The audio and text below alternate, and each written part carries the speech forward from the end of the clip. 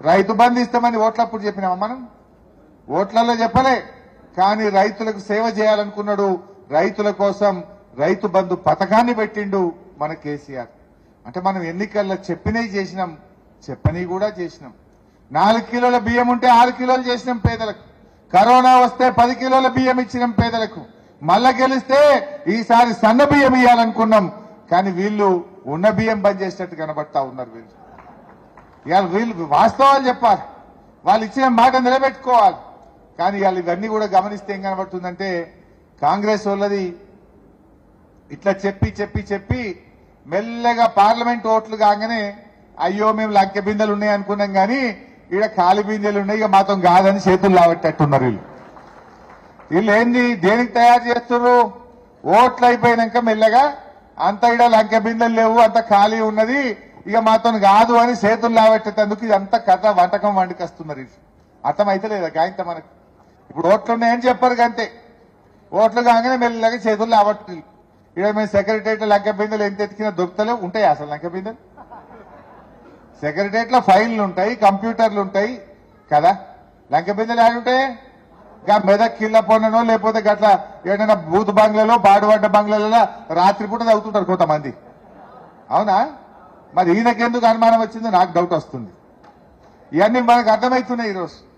దయచేసి మనం ఆలోచించాలి. నిజంగా ఇలా ప్రజల్లో చర్చ స్టార్ట్ అయింది. నిజంగా 4000 పెన్షన్ రాలే కదా, బోనస్ రాలే కదా, వచ్చిందా? 2500 అక్క చెల్లెలకు ఇస్తానని వచ్చినాయా? ఇవాళ తెలంగాణలో 1,52,00,000 మంది అక్క చెల్లెళ్ళు 18 ఏళ్లు నిండిన వాళ్ళు ఉన్నారు. మరి వాళ్ళందరికీ 1,52,00,000 మందికి నువ్వు నెలకు 2,500 ఇస్తా అన్నావా లేదా? గది ఇయ్యాలి కదా. మరి గది ఇయ్యమంటే అగో హరీష్ రావు నన్ను అడుగుతావా అంటుడు. మరి నువ్వే అన్నావు ఇస్తా అన్నావు కనుకనే ఇవ్వమంటున్నా. నీ 100 రోజులు ఎప్పటిలోగా అవుతుంది? మార్చి 17వ తారీఖు వరకు 100 రోజులు అవుతున్నది. ఏప్రిల్ మొదటి వారంలో ఓట్లు ఉంటాయి. మార్చి 17 లోపు నువ్వు 2 లక్షల రుణమాఫీ, 2,500 బోనస్, 4,000 పెన్షన్ ఇస్తేనే ఏప్రిల్లో ఓట్లు వేస్తారు. ఇయ్యలేదనుకో ఇదే ప్రజలు మళ్ళా కర్రు గాల్చి కాంగ్రెస్ పార్టీకి వాత పెట్టేది ఖాయం. మీరు కూడా చర్చ పెట్టాలి. మార్చి 17కు 100 నిండుతున్నది. 100 డెడ్ లైన్. 50 రోజులు ఇయ్యద్దని రూల్ ఉంది ఏమన్నా? 40 రోజులకు ఇయ్యద్దని వాళ్ళని ఆపుతుర్రా అయింది నిన్ను? రేవంత్ రెడ్డి ఇంకా 100 నిండాలి వద్దు నిండా వాళ్ళు ఆగబడుతుర్రా? ఇప్పుడు 100 ఈజ్ యువర్ డెడ్ లైన్. నువ్వు 30కి 40 రోజులకి 50, ఇప్పుడు ఆల్రెడీ 60 రోజులకు వచ్చింది, 2 నెలలకు దాటింది, దగ్గర 2 నెలలకు రానే బట్టే ఇవి. మరి ఇప్పుడు ఎందుకు వద్దంటున్నాం అంటే ఇదంతా కూడా వాళ్ళకు గోబల్స్ ప్రచారం చేసిండ్రు.